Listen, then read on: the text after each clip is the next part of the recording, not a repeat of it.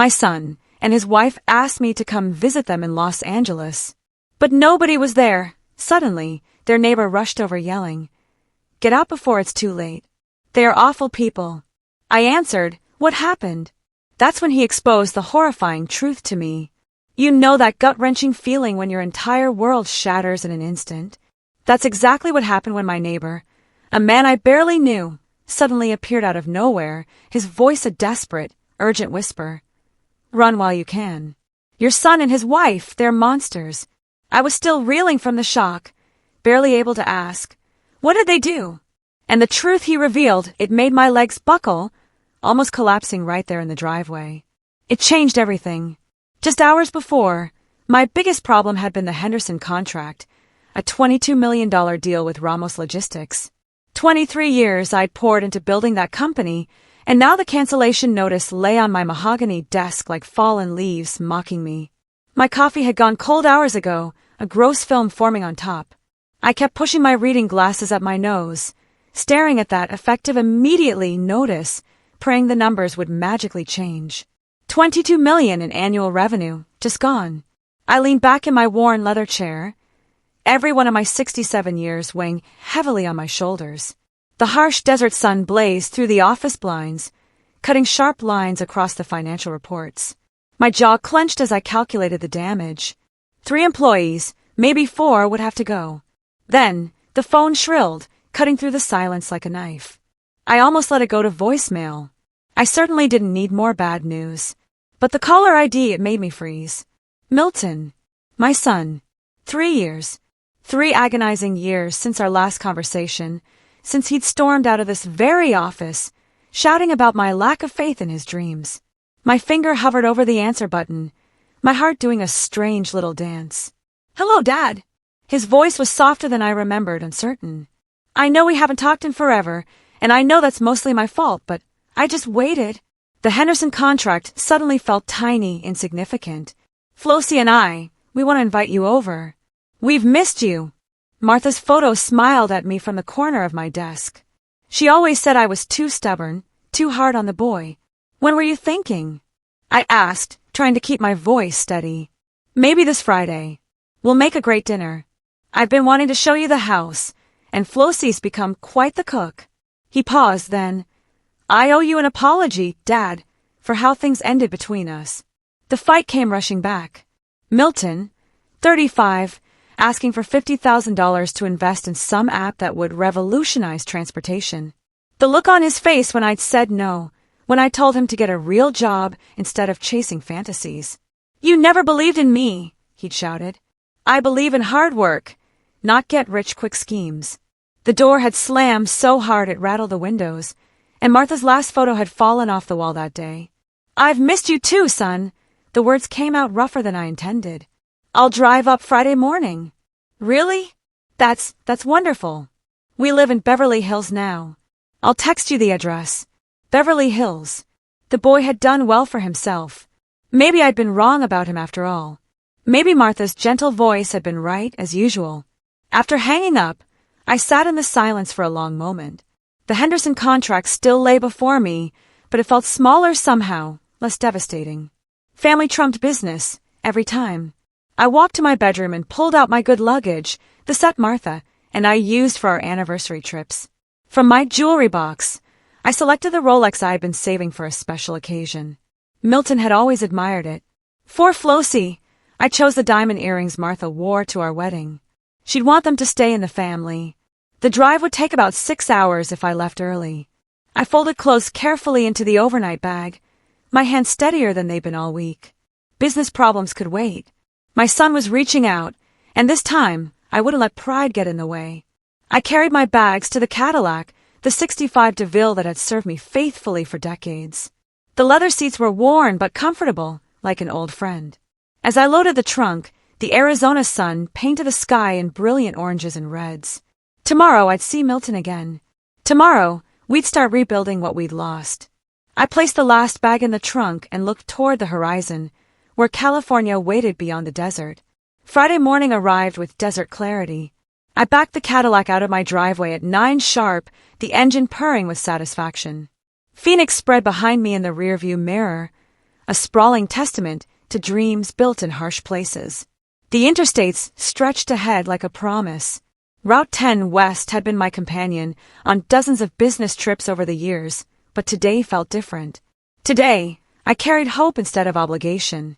I adjusted the rearview mirror and caught sight of my own eyes, bright with an anticipation I hadn't felt in months. The radio crackled to life as I merged into traffic. The Eagles filled the cabin with Hotel California, and I found myself humming along, despite the irony.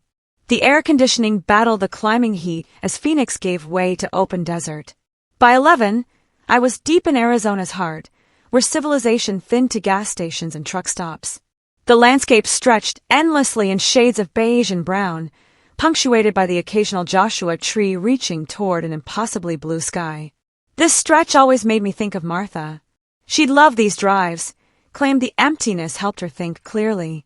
"All that space gives your soul room to breathe," she'd say, her hand resting on mine over the gear shift. A memory surfaced unbidden. Milton at 12, bouncing in the back seat of this very Cadillac as we drove to Roosevelt Lake for a camping weekend. Martha had packed enough food for an army, convinced we'd starve in the wilderness 30 minutes from town. "Dad, when can I drive?" Milton had asked, leaning forward between our seats. "When you're tall enough to reach the pedals without sitting on a phone book." I'd laughed. "That's not fair. Tommy's dad lets him steer on their ranch. Tommy's dad has more land and fewer traffic laws to worry about." At the lake, I taught him to cast a line, his small hands gripping the rod with fierce determination. Martha had taken pictures of us holding up a base that was honestly too small to keep, but we'd posed like we'd landed Moby Dick. Later, she'd laughed until she cried watching us try to cook dinner over our pitiful campfire. "You two couldn't start a fire if your lives depended on it," she gasped between giggles. "We're learning important survival skills." I protested, but I was laughing too. Those were golden days. Before teenage rebellion, before college arguments, before the business fights that drove us apart. When had it all gotten so complicated? The gas gauge dropped steadily, and I pulled into a station in Quartzsite. The elderly cashier looked up from his newspaper as I entered, sweat beading on my forehead. Despite the air conditioning. "Visiting family in California?" he asked, ringing up my fuel purchase. "My son, haven't seen him in years." His weathered face creased into a smile. "Family's everything. You're doing the right thing." The validation felt like cool water on sunburned skin. I walked back to the Cadillac with lighter steps. The California border appeared around 2 o'clock, marked by agricultural inspection stations and the first palm trees. The landscape began its subtle transformation from desert brown to coastal green. Traffic thickened as I approached the Los Angeles sprawl, luxury cars appearing with increasing frequency among the travel-worn sedans and trucks. My old Cadillac suddenly felt shabby among the gleaming BMWs and Mercedes that populated the lanes around me. Beverly Hills money moved differently than Phoenix money. Apparently, the GPS on my phone guided me through increasingly affluent neighborhoods. Manicured lawns replaced desert landscaping. Swimming pools sparkled behind high walls. This was Milton's world now, far removed from the middle-class Phoenix neighborhood where he'd learned to ride a bike. Had I held him back somehow? Had my emphasis on practical work over big dreams limited his possibilities? Maybe the success proved I'd been wrong. Maybe the boy I'd raised had simply needed room to grow beyond what I could provide. Traffic crawled through Beverly Hills proper. Rodeo Drive appeared and disappeared in my peripheral vision, a street I'd only seen in movies. My palms grew damp on the steering wheel despite the air conditioning. The GPS announced distances in hundreds of feet now instead of miles. In 1 mile, turn right on Palm Drive. My heart rate picked up. 3 years of silence were about to end. I checked my appearance in the rearview mirror, smoothing my gray hair and adjusting my collar. The gift sat securely in the passenger seat, wrapped in the good paper Martha always insisted on saving for special occasions. In 500 feet, turn right on Palm Drive. The white modernist villa rose before me like something from an architecture magazine. Floor-to-ceiling windows reflected the afternoon sun, creating a mirror maze of light and shadow. A circular driveway curved around a central fountain, its water catching rainbows in the spray. Palm trees stood sentinel along the perfectly manicured lawn. I parked the Cadillac and sat for a moment, taking it in. Milton had done more than well for himself. This was wealth on a scale I'd never imagined. Certainly nothing my logistics company could have provided. Pride and intimidation warred in my chest as I gathered the gift bags from the passenger seat. The front door was solid oak with brass fixtures that gleamed like jewelry. I rang the doorbell and heard chimes echo inside, a melody that probably cost more than most people's car payments. Through the frosted glass, I could make out movement, shadows, furniture shapes, the suggestion of opulence, but no footsteps. I waited, adjusting my tie and smoothing my shirt. The desert heat seemed different here, humid with sprinkler mist and swimming pool evaporation. After a full minute, I knocked firmly on the door. "Milton! Flossie!" My voice carried across the quiet street. "It's Dad!" Silence answered back. I checked my watch. I rang the bell again, holding it longer this time. The melody played its expensive song to empty rooms. A security camera tracked my movement from its mount near the door. A red light blinked steadily, recording my growing confusion. I waved at it awkwardly, feeling foolish. "Hello! Anyone home?" The quiet stretched unbroken. No television sounds, no cooking noises, no voices calling that they'd be right there. Just the fountain's gentle splash and the distant hum of affluent neighborhood life. I walked around the house perimeter, gift bags growing heavy in my sweating hands. The backyard was a paradise of pool and patio furniture, an outdoor kitchen gleaming and used under its canvas cover. Through sliding glass doors, I glimpsed a living room that belonged in a luxury hotel lobby. Everything perfect, everything expensive, everything empty. The back door was locked tight. Returning to the front, I pulled out my phone and dialed Milton's number with unsteady fingers. It rang 4 times before switching to voicemail. "You've reached Milton Ramos. Leave a message and I'll get back to you." "Milton, it's Dad." I tried to keep the worry from my voice. "I'm at your house like we planned. Where are you? Call me back." I tried Flossie's number next, though I barely knew her. We'd spoken maybe 3 times in Christmas calls over the years. "Hi, this is Flossie. I can't come to the phone right now, but leave a message and I'll call you back soon." "Flossie, it's Samuel. I'm here for dinner. Please call me back." The street remained tomb quiet, except for gardeners working across the way. Their leaf blowers provided the only signs of life in this perfect neighborhood. A security patrol car cruised past slowly, the driver giving me a long look that made me feel like an intruder. I sat down on the front steps, setting the gift bags beside me. The concrete was warm through my pants, but shade from the portico provided some relief. This had to be a misunderstanding. Traffic delays, maybe an emergency at work. People didn't invite their estranged fathers to dinner just to abandon them on doorsteps. Did they? My phone remained stubbornly silent. No return calls, no text messages explaining the delay. The fountain's cheerful splash began to sound mocking. 4 o'clock came and went. The sun shifted, removing my shade and leaving me exposed on the steps like a piece of unwanted furniture. Sweat soaked through my shirt despite the California breeze. My leather shoes felt tight and uncomfortable on the unfamiliar concrete. Other houses on the street showed similar signs of expensive emptiness. Closed gates, pristine driveways, the peculiar silence of wealth that insulates itself from the world. I'd never felt more out of place, sitting on steps that probably cost more than my monthly mortgage payment. Maybe I'd misunderstood. Maybe Milton had meant next Friday, not this Friday. Maybe my eagerness to reconcile had made me hear what I wanted to hear instead of what he'd actually said. But no, he'd specifically mentioned this Friday, and Flossie had sounded excited about the dinner plans. My heart began to sink toward familiar territory. The same disappointment I'd felt when Milton missed my 60th birthday. The same hollow ache from when he'd skipped Martha's funeral service. Patterns repeating themselves despite hopeful promises. I stood up slowly, knees protesting after the long sit. The gift bags felt heavier now, weighted with foolish optimism. Maybe it was time to accept that some bridges couldn't be rebuilt. That 3 years of silence had created a gap too wide for phone calls to cross. The Cadillac waited patiently in the driveway, faithful as always. I could drive home tonight, be back in Phoenix by midnight if I pushed it, return to my own problems, my own world, where I understood the rules and expectations.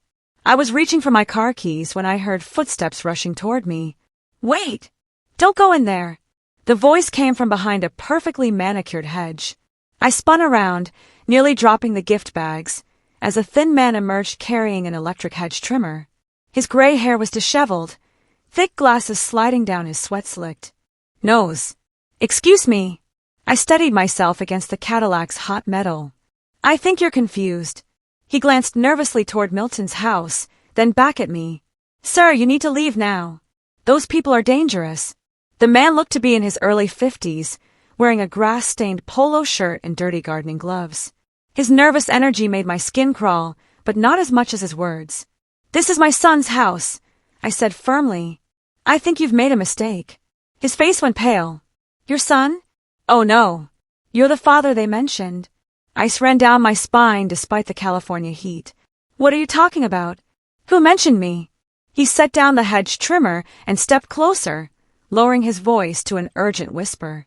"Your son and his wife, they killed her father. Poisoned him." "That's impossible." The words came out louder than I intended. "You must be mistaken. $5 million in inheritance. He died right after visiting them, just like you're doing now."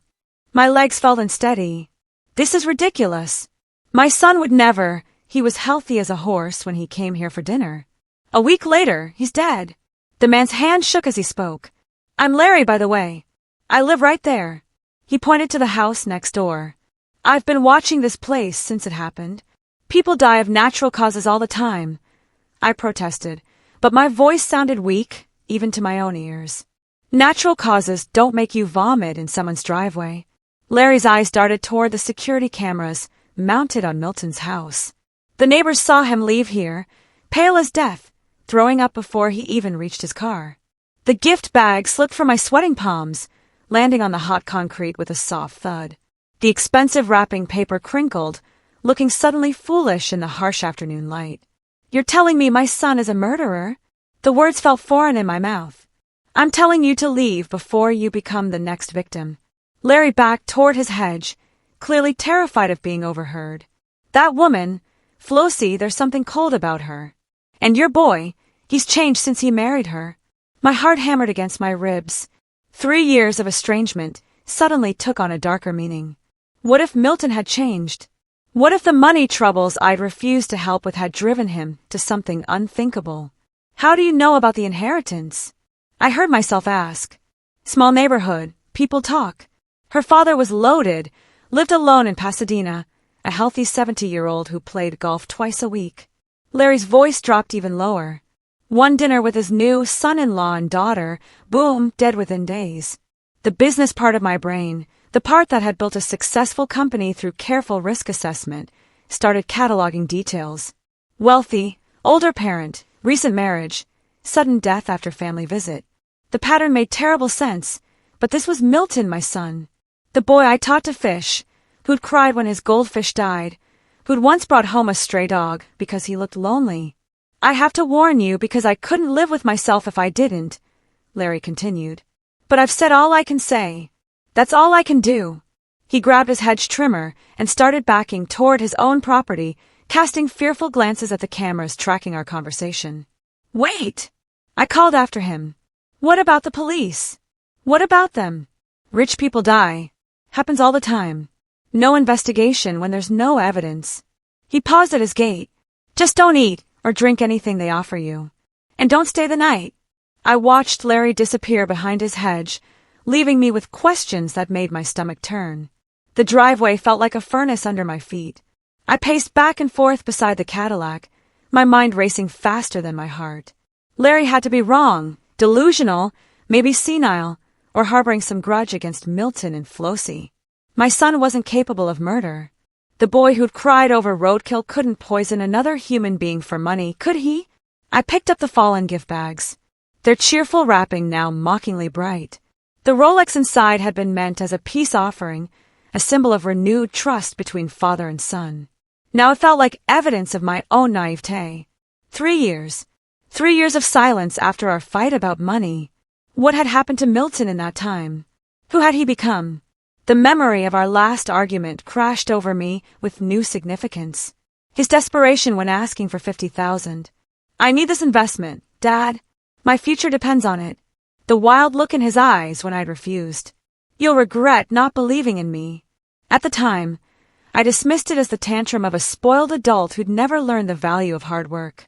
Now those words carried a different weight. A threat, maybe, rather than a prediction. I pulled out my phone and tried Milton's number again. Straight to voicemail. The mailbox now full. Flossie's phone rang endlessly before clicking to the same cheerful recording I'd heard an hour ago. Where were they? If this dinner invitation was genuine, why weren't they answering their phones? Why had they left me sitting here for over 2 hours? The house loomed before me. Its white modernist facade, no longer impressive, but imposing, fortress-like. The security cameras seemed to track my every movement, red lights blinking like mechanical eyes. How many people had those cameras recorded in their final hours? Martha's voice echoed in my memory. You're too hard on the boy, Samuel. Milton has your ambition, but not your patience. Be careful not to push him too far away. Had I pushed him toward this? Had my harsh criticism and refusal to support his dreams created the desperation that led to murder? But that was insane. People didn't kill for money, especially not their own family members. Except they did. The news was full of such stories. Inheritance disputes, insurance policies, elderly parents found dead under mysterious circumstances. I set the gift bags on the Cadillac's hood and leaned against the warm metal. The afternoon sun beat down mercilessly, but I barely felt it. My thoughts were too loud, too chaotic. If Larry was telling the truth, then Milton and Flossie had invited me here to kill me. The loving son's voice on the phone, the talk of missing me and wanting to reconcile. All lies. A performance designed to lure me within striking distance. But if Larry was lying or mistaken, then I was standing here like a paranoid fool, destroying my only chance at rebuilding the relationship with my son. $5 million! That's what Larry had said Flossie inherited from her father. Enough money to buy this house, fund Milton's lifestyle, make all his financial problems disappear. Enough money to kill for. My phone buzzed. A text message. My heart leaped until I saw it was from my business partner in Phoenix, asking about the Henderson account. The outside world, my normal life, seemed impossibly distant now. I checked the time, almost 5:30. The sun was beginning its descent toward the Pacific, painting the Beverly Hills mansions in golden light. Beautiful and deadly like everything else in this neighborhood. A car engine hummed in the distance, growing louder. My pulse quickened. Someone was coming down the street, and in a neighborhood this exclusive, it could only be residents or their guests. The engine sound grew more distinct, expensive, smooth, not the rumble of my aging Cadillac, but the purr of German engineering.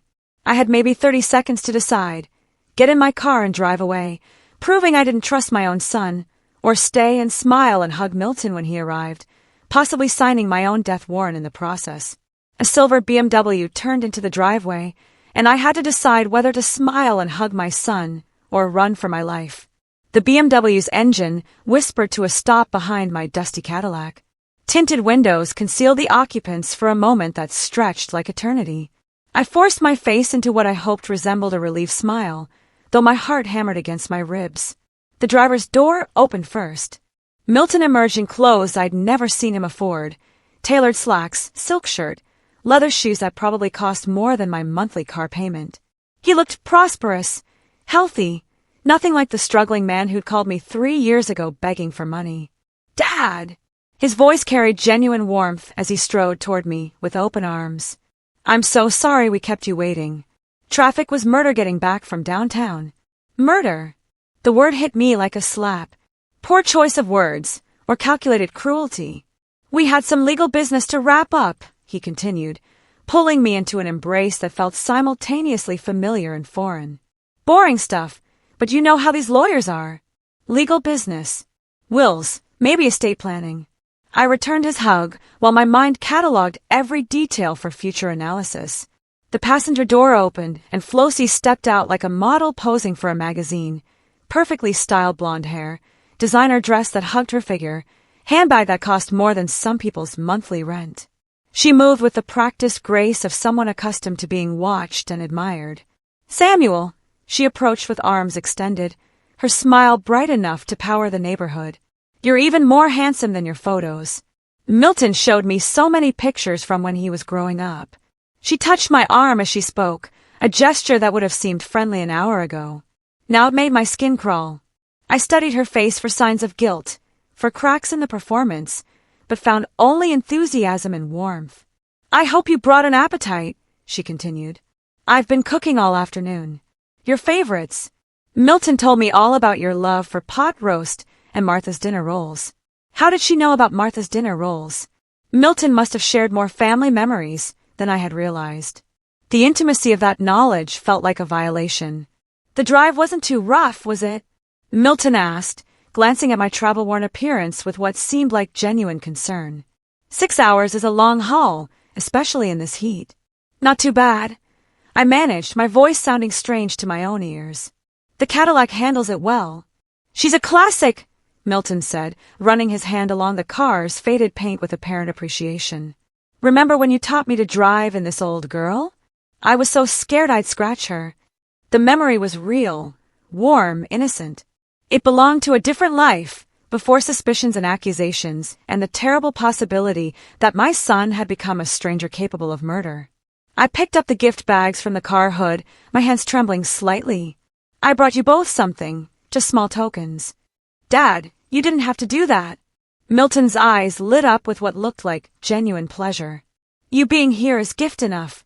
Flossie clapped her hands together like a delighted child. "Oh, how sweet.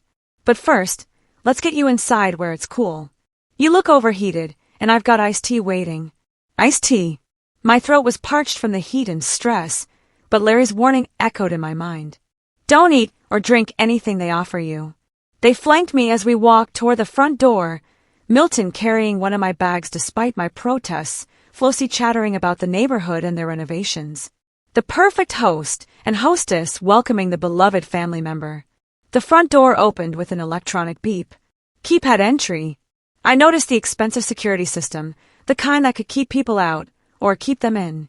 The interior took my breath away. Marble floors gleamed under crystal chandeliers. Designer furniture arranged with museum precision. Art on the walls that looked original and expensive. Every surface spoke of money. Serious money. The kind that transformed lives overnight. "We've done some updating since we moved in," Milton said with obvious pride, giving me the tour like a real estate agent. The kitchen was completely gutted and rebuilt. Flossie has very specific ideas about cooking spaces. Or specific needs for food preparation that required privacy and control. "It's beautiful," I said. "Honestly, you've both done very well for yourselves." "We've been lucky with some investments," Milton replied, but something in his tone suggested the conversation was closed. "Come on, let me show you the living room. The view of the canyon is incredible." They led me deeper into their palace, their voices cheerful and welcoming, their movements casual and confident. If this was an act, it was flawlessly performed. If it was genuine, then Larry was a paranoid neighbor with too much time and too little sense. But as I followed them toward the kitchen, the expensive house felt less like a home and more like a beautiful trap. And I couldn't shake the feeling that I was walking toward the kitchen where Martha used to hum while cooking our family dinners, only this time, I was the main course. Martha's melody followed me into the gleaming kitchen like a ghost from happier times. Flossie stood at the professional-grade stove, her back turned, stirring something that smelled of garlic and herbs. The tune she hummed twisted my heart, my dead wife's favorite song, now coming from the throat of my potential killer. "Just getting some water," I announced, opening what seemed like the obvious cabinet for glasses. Crystal stemware caught the light, expensive pieces that belonged in a museum rather than a kitchen. Everything here screamed money, the kind of sudden wealth that raised questions. "Glasses are in the upper cabinet, Samuel," Flossie called without turning around. "Found them." "Thank you." My hand reached for a simple water glass, but the cabinet door swung wider than intended. Behind the cleaning supplies, a small brown bottle caught my eye. My business instincts, honed by decades of risk assessment, immediately flagged it as wrong. Dish soap and window cleaner didn't require pharmaceutical containers. I glanced at Flossie, still busy at the stove, humming Martha's song like a mockery of family memories. The bottle felt cold in my palm. The label faced me clearly, as if fate wanted me to read every word. Potassium cyanide. Handle with extreme care. Warning symbols covered half the space. A skull and crossbones grinned up at me like death's business card. Time stopped. Larry had been right. They really were trying to kill me. My hands shook, nearly dropping the evidence. Every thriller movie I'd ever seen, every news story about family murders suddenly became real and personal. This wasn't fiction or distant tragedy. This was my son planning to poison his own father. How much did it take? A few drops. A teaspoon. The label warned of extreme danger, which meant even small amounts could be fatal. My businessman's mind calculated while my father's. Heart broke into pieces. The cooking sounds continue behind me, Flossie chopping, stirring, completely unaware that I'd found her murder weapon. She probably thought herself clever, hiding it behind everyday items where no one would look. But I had looked, and now I knew. I forced my trembling hands to replace the bottle exactly where I'd found it, positioning it behind the same cleaning products. The cabinet closed with a soft click that sounded thunderous to my ears. Every movement had to appear natural, casual, the actions of a thirsty father-in-law helping himself to water. The tap ran cold water into my glass, while my mind raced through implications. $5 million in inheritance. Money. A house worth millions. A lifestyle neither Milton nor Flossie could afford through legitimate means. The pattern was clear now. They'd killed before, and I was next on their list. "How's the water, Samuel?" Flossie's voice carried false concern. "Perfect. Thank you." I turned from the sink, glass in hand, watching her move around the kitchen with new eyes. Every gesture now seemed calculated. Every smile hid murder. She'd killed her own father, and now she was helping my son plan my death. The irony burned.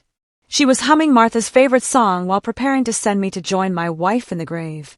But knowledge was power. They thought I was an unsuspecting victim, a lonely old man desperate for family reconciliation. They had no idea their plan was already discovered, their weapon identified, their intentions exposed. I took a long drink of water, buying time to think.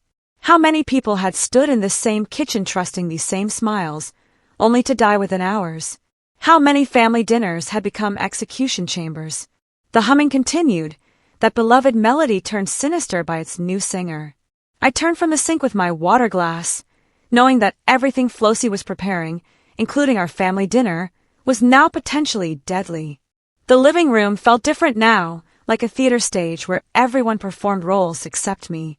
Milton looked up from his magazine as I returned, his smile the same one I taught him to use on customers when he was 12. "Found what you needed, Dad?" "Yes, thank you." "Beautiful kitchen." The words came out steadier than I felt. "You've both created something special here." I chose the leather armchair with a clear sight line to the kitchen doorway. Milton didn't question my positioning, too focused on playing the perfect host. From here, I could observe Flossie's movements while maintaining conversation. "Tell me about this LA real estate market," I said, needing Milton's attention directed away from my surveillance. "Seems like you've done well for yourselves." "We've been lucky with some investments," Milton replied.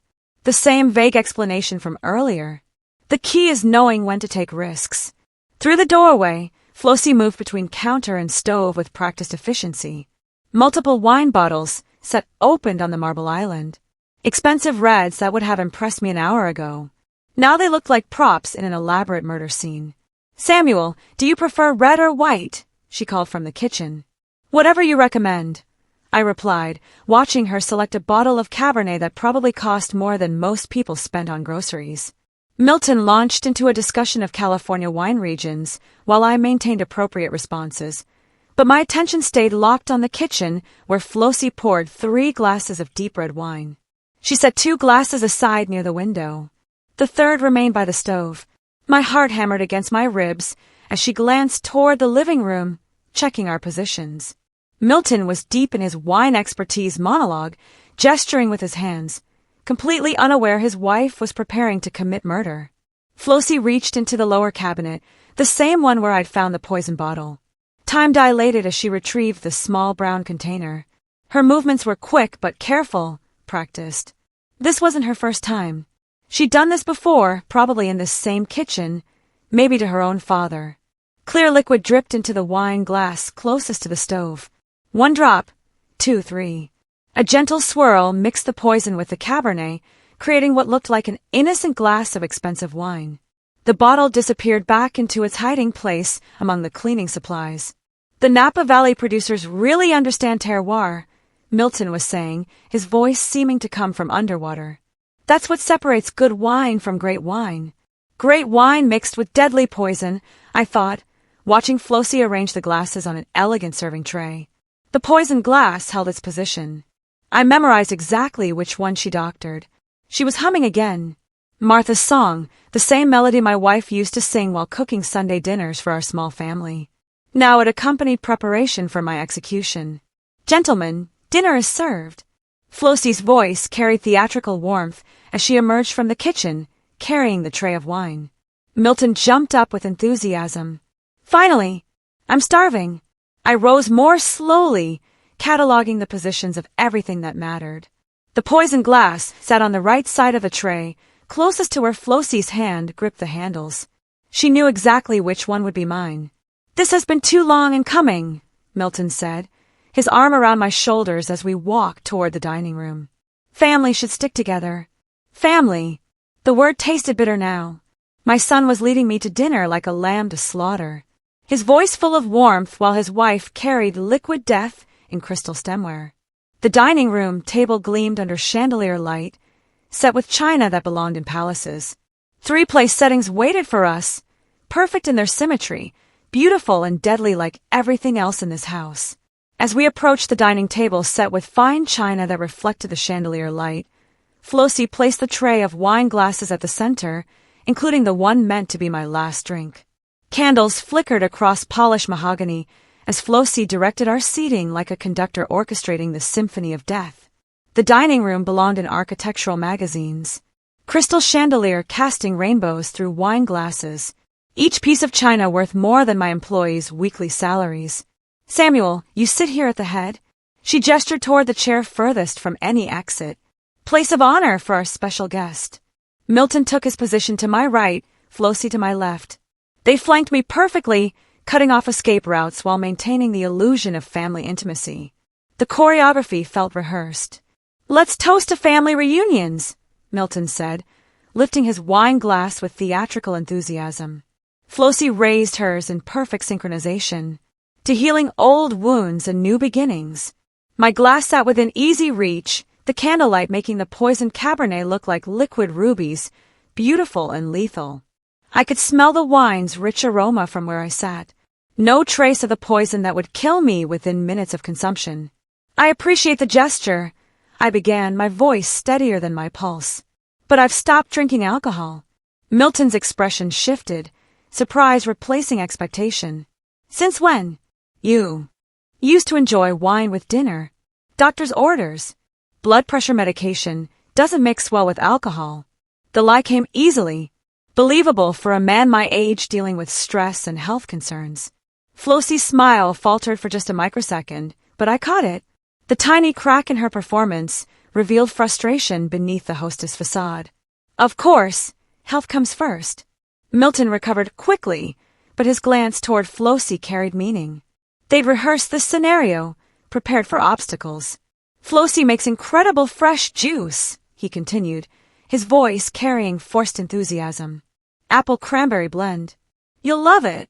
The wink he gave his wife might have seemed playful to an unsuspecting observer. To me, it confirmed they'd moved to Plan B. Whatever waited in that kitchen blender would be just as deadly as the wine I'd refused. I'll get some immediately, Flossie said, rising with renewed energy. Her disappointment had transformed into determination. While she busied herself in the kitchen, Milton filled the silence with nervous chatter about Los Angeles lifestyle and business opportunities. His pace had increased, words tumbling together as he checked his watch repeatedly. We have exciting plans for tomorrow, he mentioned, and then caught himself. I mean, we hope you'll consider staying longer. Maybe see more of the city. Plans that assumed I wouldn't survive the night. The blender whirred from the kitchen, running longer than necessary for simple juice preparation. I engaged Milton in questions about house renovations while listening to every sound. Refrigerator opening multiple times, glasses clinking, liquid pouring. The preparation process seemed unnecessarily complex. This is our signature blend, Flossie announced, returning with an elegant glass pitcher filled with dark red juice. Ice cubes floated alongside orange and cranberry garnish. Professional presentation masking murder. "Samuel, you must try this." She poured a generous glass, her movements precise and practiced. Both of them watched my reaction with an intensity that felt oppressive. Their eyes tracked my every gesture, waiting for me to lift the glass to my lips. "It looks delicious," I said carefully. "But I'm quite full from the water. Maybe with dessert. I don't want to spoil my appetite for this beautiful meal." Milton's insistence came immediately. "Come on, Dad. Just a small sip. Flossie worked so hard on it." The pressure escalated with each refusal. Their desperation began showing through cracks in their performance. Milton's voice pitched higher. Flossie's hands tensed as she hovered near my chair. "Please, Samuel." Flossie's tone carried pleading undertones. "Just a taste for me." Her positioning felt predatory, ready to react if I continued resisting their hospitality. They'd invested too much in this evening to let me leave without consuming their poison. I pushed back from the table with what I hoped looked like satisfied contentment rather than strategic retreat. "Excuse me, I need to use the restroom before we continue this wonderful evening." As I stood, I saw Milton and Flossie exchange a look that confirmed what I already knew. They had no intention of letting me leave this house alive. The hallway stretched before me like a lifeline. Family photos lined the walls. Milton's graduation, wedding pictures, vacations to Europe, images of happiness built on blood money.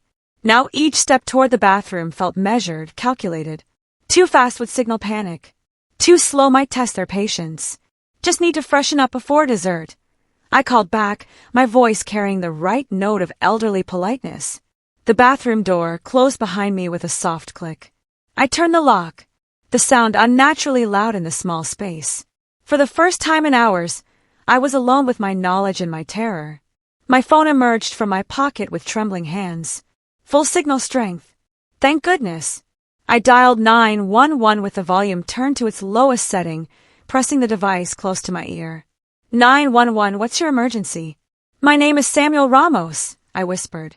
"My son and daughter-in-law are trying to poison me." "Sir, can you speak louder? Are you in immediate danger?" "Yes, but I must whisper. I'm hiding in their bathroom. They've poisoned my drinks twice tonight with potassium cyanide." The dispatcher's tone sharpened immediately. "What's your location?" I provided the Beverly Hills address, my voice barely audible above the sound of my own heartbeat. Through the door, I could hear Milton and Flossie talking in normal tones, probably discussing my bathroom break and their next move. "I found the poison bottle in their kitchen," I continued. "I watched her put it in my wine and juice. They killed her father the same way last year for inheritance money." "Sir, stay on the line. Officers are being dispatched." "Are there weapons in the house?" "I don't know about guns, but the poison is enough. They think I'm just using the facilities." "How many people are in the house with you?" "2. My son, Milton, and his wife, Flossie. They're waiting for me to return so they can try again." The dispatcher's professional calm steadied my nerves. "Officers will be there in approximately 20 minutes. Can you stay safe that long?" 20 minutes. An eternity when you're performing for your life. I'll need to go back and act normal, or they'll suspect something. The poison drinks are still on the dining table. The cyanide bottle is under the kitchen sink, behind cleaning supplies. Don't touch anything else. Let the officers collect evidence. Keep your phone accessible, but not obvious. I flushed the toilet and ran water in the sink, creating authentic bathroom sounds. In the mirror, my reflection looked older than my 67 years. But my eyes held a determination I hadn't felt since Martha's death. What if they try to force me to drink something? Refuse everything, create any excuse. "Help is coming, Mr. Ramos." "I understand. I'm going back now." The connection ended. I slipped the phone into my pocket, took a deep breath, and prepared to perform the role of my life. The unsuspecting father, grateful for family reconciliation, unaware that dessert would be my last meal. Milton's voice carried through the door. "Dad, you okay in there?" "Dessert's ready. Coming right out." I opened the bathroom door and walked back toward the dining room, knowing that in less than 20 minutes, this house of lies would be filled with police officers, and my son's life would be over forever. The dining room felt like a stage where I performed my final act. Flossie had arranged an elaborate apple pie, steam rising from its golden crust that would have looked appetizing hours ago. Now it represented another potential murder weapon. "Samuel, I made this especially for you," she announced, knife poised over the dessert. "Your favorite," Milton told me. "It looks absolutely wonderful," I managed, checking my watch discreetly. 15 more minutes. But I'm quite full from that delicious dinner. Let me digest first. Milton's enthusiasm felt forced. "Come on, Dad. Just a small piece." Flossie spent all afternoon on it. I deflected with practiced ease. "Tell me about your neighborhood first." I saw some beautiful homes driving in. The real estate market here must be incredible. The conversation bought precious time, but I could see frustration building behind their smiles. Milton checked his phone repeatedly. Flossie's grip on the serving knife tightened with each passing minute. Then salvation arrived in the form of car doors slamming outside. Milton frowned toward the front window. "That's strange. Sounds like a lot of cars." Heavy footsteps crossed the walkway. The doorbell rang, followed immediately by authoritative knocking that made the expensive front door rattle. "I'll get that," Milton said, confusion replacing his dinner party charm. Flossie followed him toward the entrance while I remained seated, my heart pounding with relief and anticipation. "LAPD. We received a call about a possible poisoning incident at this address." Milton's voice cracked with shock. "Poisoning? There must be some mistake, officer." I stood up and walked toward the foyer where 3 uniformed officers filled the doorway. Their presence transformed the elegant entrance into a crime scene. "Officers, I'm Samuel Ramos. I made that call." The color drained from Flossie's face like water from a broken glass. Milton's confusion shifted to horror as understanding dawned. "Dad, what did you do?" "I called for help when I discovered you were trying to murder me," I replied, my voice steadier than it had been all evening. The lead officer stepped forward.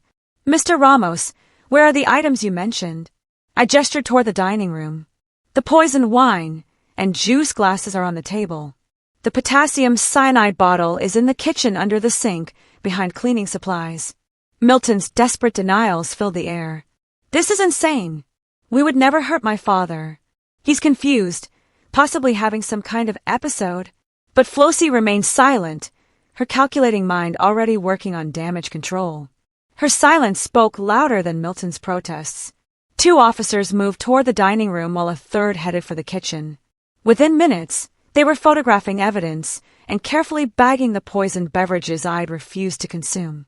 "The cyanide bottle is exactly where he described," called the kitchen officer. Milton's face went white as the implications hit him. The evidence was undeniable, physical, damning. "Sir, you're under arrest for attempted murder," the lead officer announced, producing handcuffs. "Dad, please." Milton's voice broke as the cuffs clicked around his wrists. "Tell them this is all a mistake." I met his eyes for what I knew would be the last time. "You stopped being my son when you decided to murder me for money." Flossie's arrest proceeded with professional efficiency. She offered no resistance, no pleas, just a cold calculation of her odds. As they read her rights, I saw only hatred in her eyes when she looked at me. Larry appeared from his house next door, drawn by the police cars and flashing lights. "I warned him earlier about these too," he told the officers. "Something was very wrong here." "Thank you," I said to Larry as Milton and Flossie were loaded into separate patrol cars. "You saved my life." The neighbors had gathered on the street, drawn by the spectacle of wealth and privilege crumbling under police lights. The house that had seemed so impressive hours earlier now looked like what it truly was, a monument to murder, funded by blood money. As the police cars pulled away with my son and his wife in custody, I stood in the driveway where I'd arrived with such hope just hours earlier, knowing that justice was only beginning, and the hardest part, living with the truth about my family, still lay ahead. The months between June and September passed in a blur of legal meetings, evidence reviews, and sleepless nights. I sold my logistics company to cover legal expenses and the emotional toll of testifying against my own son. The Phoenix house held too many memories of the family I thought I'd known, so I rented a small apartment in Los Angeles to be available for the prosecution.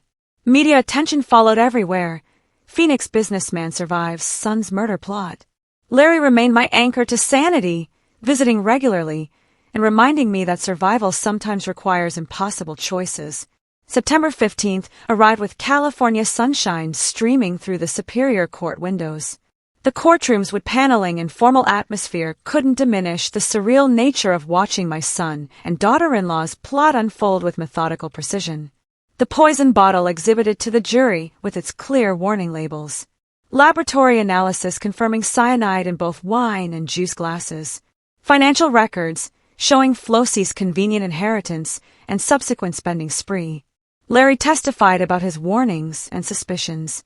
His nervous energy on the witness stand reminded me of that day he'd rushed from behind his hedge to save my life. Then came my turn. Mr. Ramos, please tell the court what happened on the evening of June 20th. I recounted the discovery in the kitchen cabinet, watching Flossie poison my drinks, the desperate bathroom phone call. The jury listened with rapt attention as I described performing for my life while my would-be killers served dinner. The defense attorney tried to portray me as a confused elderly man, perhaps suffering from paranoid delusions, but my business background and clear recollection of events undermined their strategy. Mr. Ramos, the prosecutor asked, are you certain about what you witnessed? I saw her add poison to my drink with my own eyes. My son invited me to dinner to kill me for my money.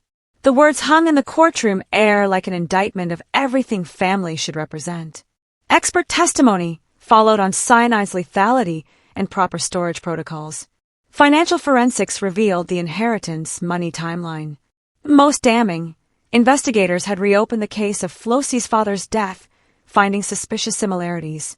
The defense's desperation showed in their closing arguments, grasping at explanations for household poison storage and misunderstood dinner preparations. But the evidence was overwhelming, undeniable, deadly. 6 hours of jury deliberation over 2 days felt like an eternity. When they returned, the foreman's solemn expression told the story before he spoke. We find the defendants guilty on all charges. Relief and heartbreak collided in my chest. Justice had been served, but the cost was everything I believed about family. The judge's sentencing was swift and final. Milton received life imprisonment without parole for attempted murder and conspiracy. Flossie got life for her father's murder and the attempt on mine. The $5 million inheritance was ordered returned to her father's estate. As they led Milton away in shackles, he made one final desperate appeal. Dad, I never meant for it to go this far. You stopped being my son when you chose money over love, I replied, the words cutting through years of false hope and willful blindness. Flossie maintained her cold silence to the end, showing no remorse, no recognition of the lives destroyed by her greed. I walked down the courthouse steps into California's sunshine, feeling simultaneously empty and free. The drive back to Phoenix represented more than geographical transition. It was a journey toward whatever remained of my life. The desert landscape looked different now, cleaner somehow, as if the truth had burned away illusions like morning fog. Larry had helped me pack, promising to visit once I settled back home.